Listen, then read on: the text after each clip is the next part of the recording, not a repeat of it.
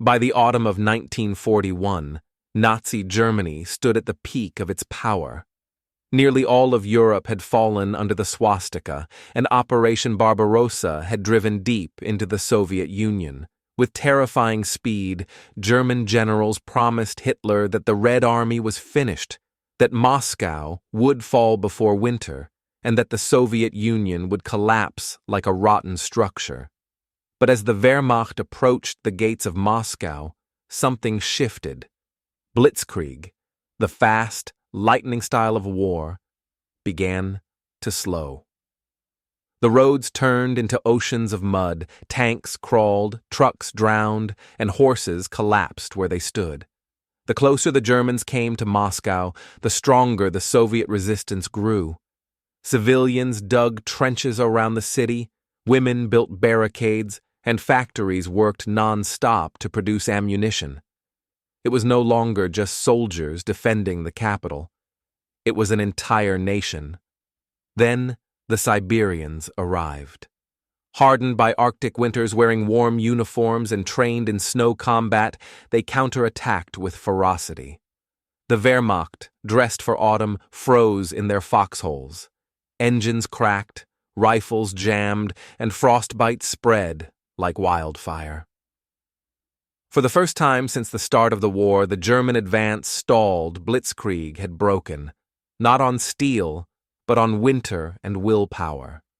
This moment, unnoticed by many outside the battlefield, would later become the first spark of a strategic reversal that would burn across all of Eastern Europe.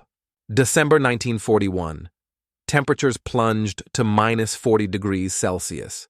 German soldiers shivered in thin coats, burning fuel meant for tanks just to stay alive. Many believed they would march into Moscow in triumph. Instead, they were dying in the snow.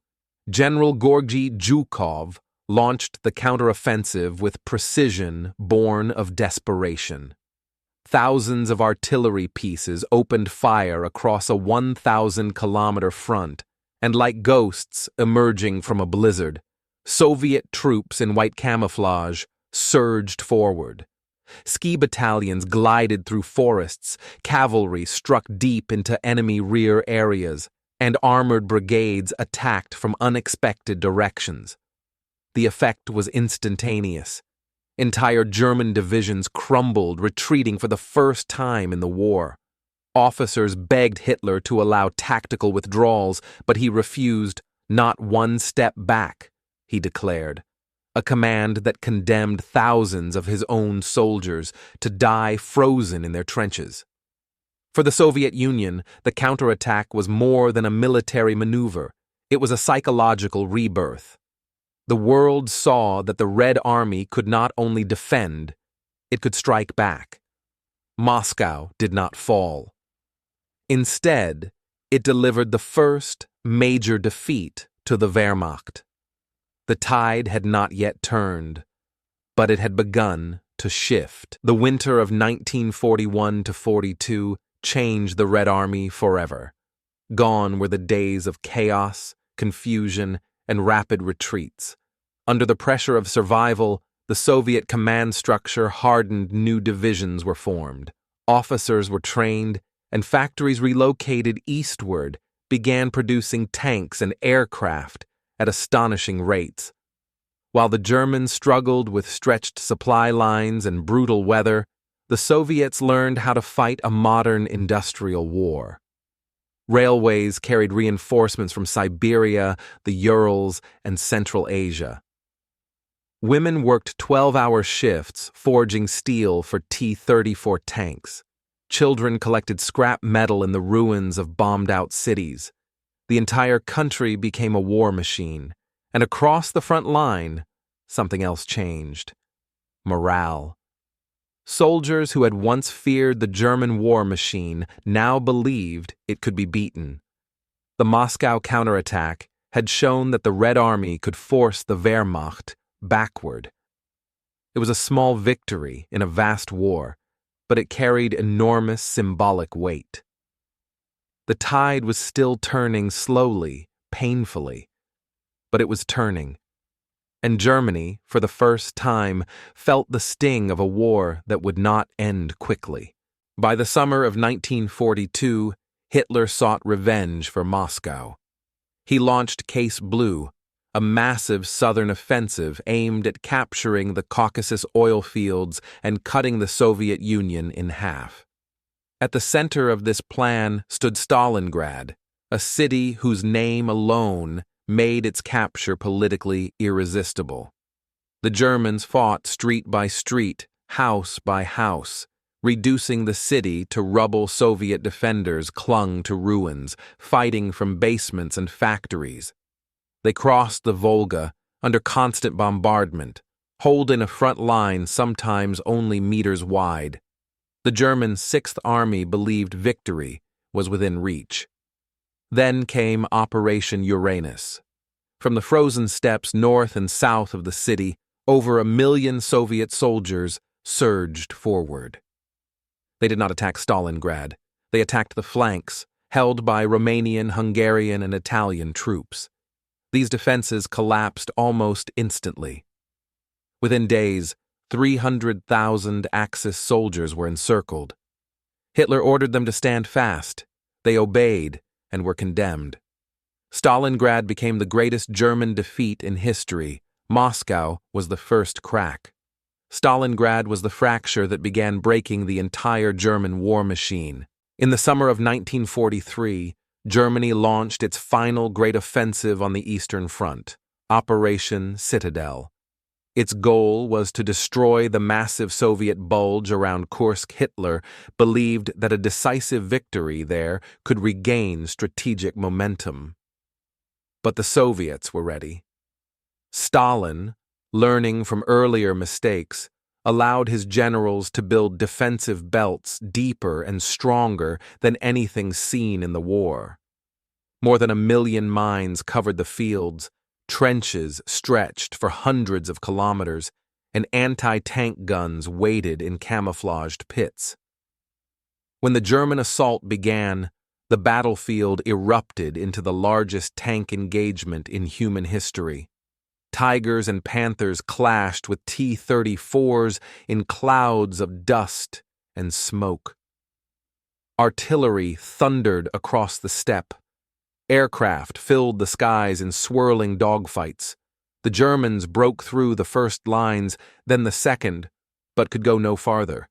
Soviet reserves struck back with overwhelming force.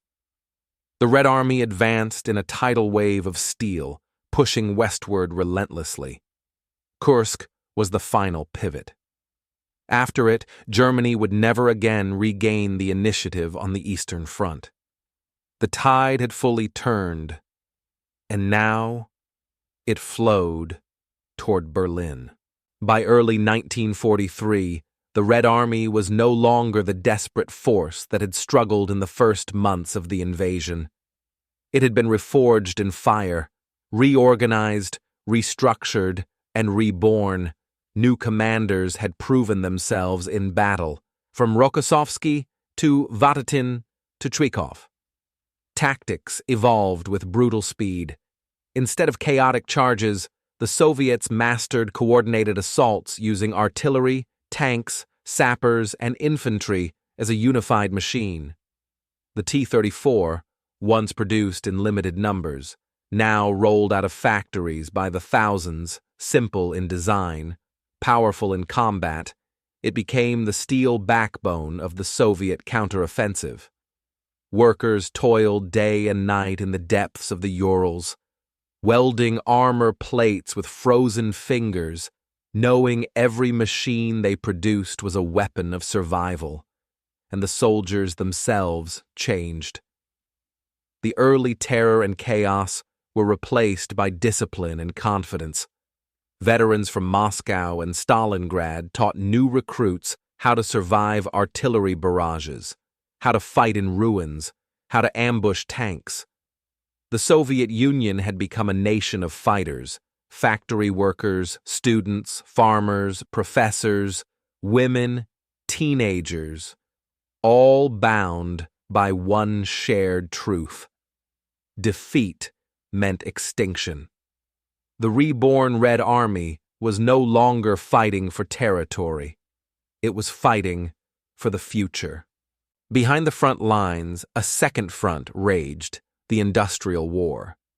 When the Germans launched Operation Barbarossa, the Soviets made a decision unmatched in scale.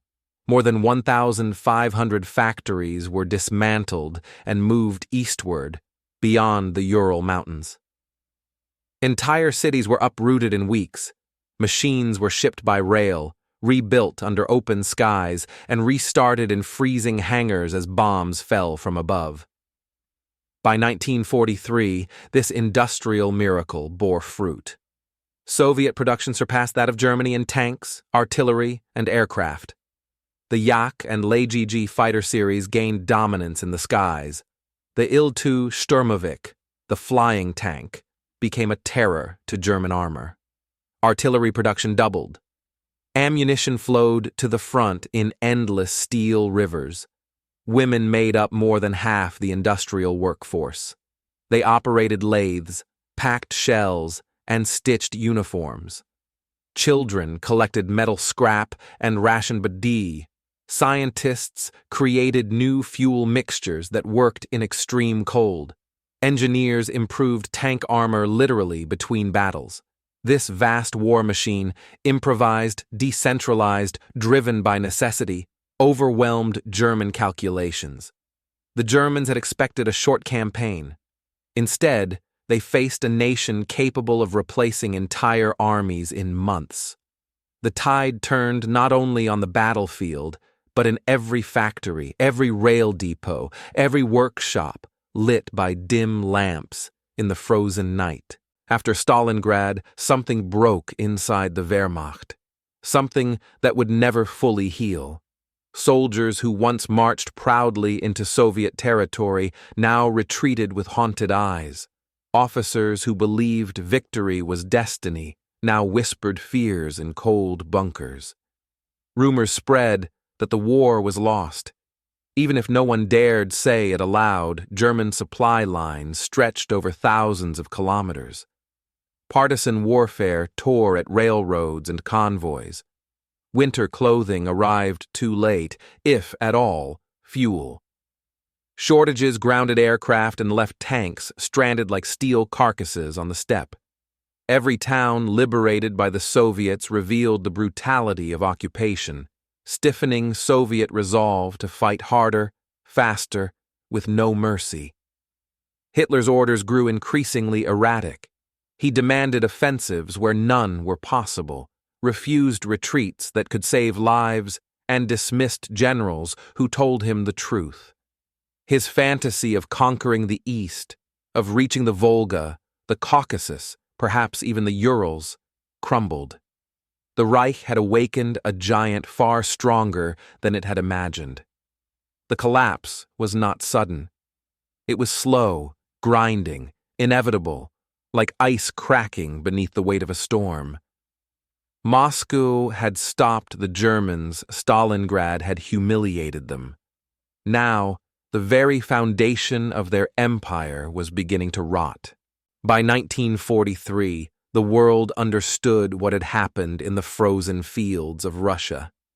Newspapers in London, New York, and Cairo reported that the Soviet Union had achieved what no nation in Europe had managed. The Wehrmacht had been stopped, pushed back, and beaten in the field. For the Allies, this was more than a distant headline. It was a sign that victory was possible. Lend-Lease aid flowed faster than ever. Trains carried American trucks, planes, radios, boots, canned food, and raw materials across the Persian corridor and the Arctic convoys. British engineers trained Soviet pilots. American factories produced machine tools that strengthened Soviet industry. For the first time, the Allied coalition felt united by a common future. In Berlin, Goebbels fought to control the narrative. He called Stalingrad a heroic tragedy, portraying defeat as sacrifice. But even propaganda could not hide the truth. Families received notices of death by the millions. The myth of the invincible Wehrmacht, the machine that conquered Europe in months, was dead. The world watched, holding its breath, as the balance of power shifted on the Eastern Front. A new reality was emerging. Hitler could be defeated, and the Soviets were proving it, day by day, battle by battle. As spring turned to summer in 1943, both sides prepared for a battle that would decide the future of the war. The front lines stabilized around a massive Soviet-held bulge in the region of Kursk. The Germans saw an opportunity. If they could cut off this area, they might restore initiative. Hitler poured everything into the upcoming offensive, his last bid for victory in the East. The Soviets knew it was coming. Thanks to excellent intelligence, intercepted communications, and their own reconnaissance, they understood German plans in detail. Instead of launching a preemptive attack, Stalin made a decision that marked his growing trust in his generals. He waited. Over months, the Red Army built layers of defenses deeper than anything seen before: anti-tank trenches, bunkers, minefields, artillery zones, an entire landscape engineered to bleed the enemy dry. Hundreds of thousands of soldiers, thousands of tanks, and countless guns gathered in silence behind camouflage nets, waiting for the storm. Kursk would be the crossroads of the war. If Germany won, they might regain the initiative. If the Soviets won, the tide of war would turn irreversibly westward, toward Ukraine, Belarus, Poland, and eventually Berlin. The world did not yet know it, but the largest tank battle in history was about to begin. Before dawn on July 5, 1943, the German offensive at Kursk finally began. The earth shook under the weight of thousands of shells. Artillery thunder rolled across the steppe like a living storm. The Wehrmacht threw its finest armored divisions into the battle. Tigers, Panthers, Ferdinands. The most fearsome weapons Hitler could muster, they advanced in tight formations, confident that sheer firepower would blast open the Soviet lines. But what awaited them was not a typical front. It was a fortress the size of a province. Soviet engineers had laid nearly 500,000 anti-tank mines and even more anti-personnel traps. When German tank columns surged forward, explosions ripped through their ranks, tearing tracks, cracking armor, and lighting up the battlefield with bursts of flame. Sappers crawled under fire to replace destroyed mines faster than the Germans could clear them. Behind the minefields, endless lines of trenches zigzagged across the horizon. Machine gun nests, mortar pits, and anti-tank guns fired in synchronized waves. The Red Army fought with cold precision, fall back when necessary, counterattack where possible, hold the line at all costs. The Germans advanced, but slowly, painfully slowly. Every kilometer became a graveyard of steel. Hitler believed the Soviet defenses would crumble in hours. Instead, they held for days. The tide of war was no longer uncertain. It was gathering force. On July 12th, the battle reached its climax near a small railway station called Prokhorovka. Dawn broke with a roar as over 1,200 tanks and self-propelled guns entered the battlefield. The largest armored engagement in human history. Dust and smoke turned the sky black. The ground vibrated with the weight of engines and explosions. German Tiger tanks fired from long distances, their 88mm guns slicing through the air with deadly accuracy. But the Soviet commanders knew the weakness of the newer German armor. It was unstoppable at range, but vulnerable up close. So the order went out. Close the distance, engage at point-blank range. The 34s surged forward at full speed, weaving across the battlefield, kicking up clouds of dust. They rammed, circled, flanked, turning the battle into a chaotic melee where the German advantages vanished. Tanks collided, turrets jammed, crews fought in burning hulls. The air was filled with fire, metal, and screams. By evening, the battlefield was a wasteland of twisted steel. Both sides suffered enormous losses, but the Soviets had achieved the impossible. They stopped the elite German SS Panzer divisions dead in their tracks. Prokhorovka became the symbol of a changing war: courage, sacrifice, and iron overcoming iron. After the failure of Operation Citadel, the entire German Eastern Front began to crumble. The Wehrmacht had poured its last strategic reserves into the attack on Kursk and lost them. The Red Army seized the initiative and launched a massive counteroffensive stretching from Orel to Belgorod. Smashing through exhausted German units, Soviet infantry advanced across scorched fields, past wrecked panzers and collapsed trenches. Artillery rolled forward, firing non-stop barrages that shattered German defenses. Bombers attacked supply stations, bridges, rail hubs, severing the arteries that kept the German army alive. Hitler, furious and paranoid, blamed everyone but himself. He fired generals, demanded impossible counterattacks, and forbade withdrawals that might save lives. His stubbornness turned retreats into slaughter. Entire divisions dissolved in the chaos. For the first time, the German soldiers understood the truth. The war they once believed was unwinnable for the Soviets had become unwinnable for Germany. The retreat was not temporary. It was the beginning of a long, devastating collapse.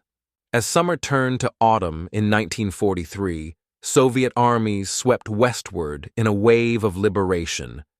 City after city, Orel, Kharkov, Smolensk, fell back into Soviet hands. For civilians who had endured 2 years of brutal occupation, the arrival of Soviet troops meant survival.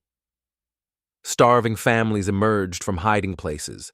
Children stood barefoot in ruins, watching columns of tanks rumble past with the red star shining on their armor. But liberation carried its own pain. The land revealed the horrors left behind: empty villages, burned barns, mass graves hidden in forests. Survivors told stories of forced labor, executions, and famine. These memories fueled the determination of the Red Army. Every liberated town was both a victory and a reminder of what had been lost, and what still had to be reclaimed. The Soviet advance was relentless. Engineers built bridges overnight across shattered rivers. Supply trains pushed forward on repaired tracks. The war machine that had been forged in the Urals now rolled toward the Dnieper. The tide had turned so decisively that even neutral countries could see the shift. Germany was no longer the unstoppable empire of 1941. It was a wounded beast, stumbling backward under the weight of its own ambition. By the end of 1943, the transformation was complete. The Soviet Union, once on the brink of collapse, now stood as the dominant force on the Eastern Front. The counteroffensive that began outside Moscow had not ended at Stalingrad or Kursk. It had become a tidal wave of momentum that pushed the war inexorably toward Berlin. In headquarters across Europe, Allied commanders understood the truth. The Red Army was now the driving force of Hitler's defeat. The Germans no longer launched major offensives. They reacted. They retreated. They tried to survive. Their soldiers, once feared across the continent, now trembled at the sound of distant Soviet artillery. For the Soviet people, the victory was not yet complete. But the worst was behind them. The years of hopeless retreat had given way to confident advance. The factories worked without pause. The railways thundered with supplies. The army marched west with the certainty of a rising storm. The winter that stopped Hitler had grown into the storm that would destroy him. The tide of war had turned, and it would never turn back.